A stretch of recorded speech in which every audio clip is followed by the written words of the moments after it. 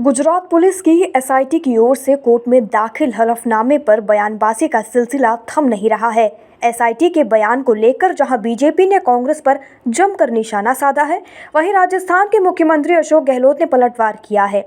गहलोत ने एक ट्वीट कर भाजपा पर बदले की राजनीति का आरोप लगाया और कहा कि अहमद पटेल अपना पक्ष रखने के लिए हमारे बीच नहीं है, तो राजनीतिक लाभ के लिए उन पर झूठे आरोप लगाए जा रहे हैं। अशोक गहलोत ने एक ट्वीट के जरिए बीजेपी पर निशाना साधा है। उन्होंने कहा, आज श्री अहमद पटेल अपना पक्ष रखने के लिए हमारे बीच नहीं है, तो राजनीतिक लाभ के लिए उन पर मिथ्या आरोप लगाए जा रहे हैं। यह बदले की राजनीति भाजपा और आरएसएस के चरित्र का प्रमाण है। देश में होने वाले राष्ट्रपति चुनाव में विपक्ष की ओर से उतारे गए उम्मीदवार यशवंत सिन्हा ने रविवार को सभी राजनीतिक दलों से चुनाव में उन्हें वोट देने की अंतिम अपील की। एनडीए की राष्ट्रपति पद की उम्मीदवार द्रौपदी मुर्मू के खिलाफ मैदान में उतारे गए यशवंत सिन्हा ने अपने बयान में कहा है कि इस बार का राष्ट्रपति चुनाव दो उम्मीदवारों के बीच में नहीं है, बल्कि यह दो विचारधाराओं के बीच की लड़ाई है। उन्होंने कहा कि यह भारत के लोकतंत्र की रक्षा के लिए खड़े हैं, जबकि द्रौपदी मुर्मू को उन लोगों का समर्थन प्राप्त है जो लोकतंत्र पर जोर हमले कर रहे हैं। यशवंत ने कहा, मैं अपने धर्मनिरपेक्षता की रक्षा के लिए खड़ा हूं, जो हमारे संविधान का एक प्रस्तावना स्तंभ है। मेरा प्रतिद्वंदी उम्मीदवार उस पार्टी से है जिसने इस स्तंभ को नष्ट करने और बहुसंख्यक वर्चस्व स्थापित करने के अपने संकल्प पर काम किया है।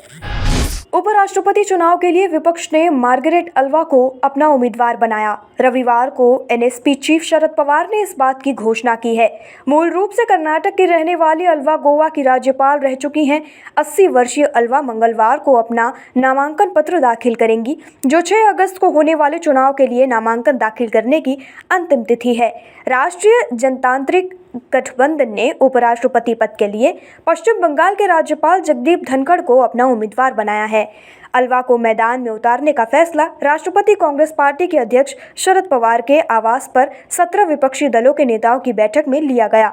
पवार ने 2 घंटे की बैठक के बाद घोषणा करते हुए कहा कि हमने सर्वसम्मति से मार्गरेट अल्वा को उपराष्ट्रपति पद के लिए अपने संयुक्त उम्मीदवार के रूप में मैदान में उतारने का फैसला किया है। कांग्रेस के पूर्व अध्यक्ष राहुल गांधी महंगाई और बेरोजगारी के मसले पर अक्सर केंद्र सरकार को घेरते रहते हैं। कांग्रेस सांसद राहुल गांधी ने एक बार फिर से केंद्र की मोदी सरकार को बेरोजगारी के मसले पर कटघरे में खड़ा किया है। उन्होंने केंद्र पर गंभीर आरोप लगाते हुए कहा है, तानाशाह करार दिया है। कहा कि सरकार युवाओं को बेरोजगार बनाकर करोड़ों परिवारों की आस को तोड़ रही है। उन्होंने कहा, अपना हक मांग रहे अभ्यर्थियों का एक वीडियो भी पोस्ट किया है। इससे पहले भी राहुल गांधी ने पिछले 5 सालों के दौरान 20 से 24 साल के युवाओं में बेरोजगारी दर कथित तौर पर दोगुनी होने को लेकर भी प्रधानमंत्री नरेंद्र मोदी पर कटाक्ष किया था। राहुल गांधी ने ट्वीट किया, सवाल मत पूछो, आवाज मत उठाओ, शांतिपूर्ण प्रदर्शन मत करो।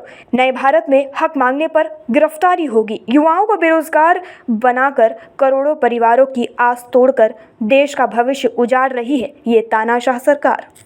दिल्ली के मुख्यमंत्री अरविंद केजरीवाल ने प्रधानमंत्री नरेंद्र मोदी को चिट्ठी लिखी है और सिंगापुर जाने की अनुमति रोकने को गलत बताया है। अपने पत्र में सीएम ने लिखा है कि दिल्ली मॉडल को विश्वस्तरीय सम्मेलन में प्रस्तुत करने के लिए सिंगापुर सरकार ने न्योता दिया है और दुनिया भर के कई बड़े नेताओं के सामने दिल्ली मॉडल प्रस्तुत किया जाना है। आज सारी दुनिया दिल्ली मॉडल के बारे में जानना चाहती है। ये न्योता देश के लिए गौरव और मान की बात है। किसी सीएम को इतने महत्वपूर्ण मंच पर जाने से रोकना देश हित के खिलाफ है। जल्द से जल्द अनुमति दें ताकि इस यात्रा से देश का नाम ऊंचा कर सकूं। अधिकारियों के अनुसार प्रोटोकॉल के मुताबिक मुख्यमंत्री समेत किसी भी मंत्री को आधिकारिक विदेश यात्राओं के लिए गृह मंत्रालय से मंजूरी लेनी होती है और मंजूरी के लिए फाइल उपराज्यपाल कार्यालय के जरिए गृह मंत्रालय को भेजी जाती है।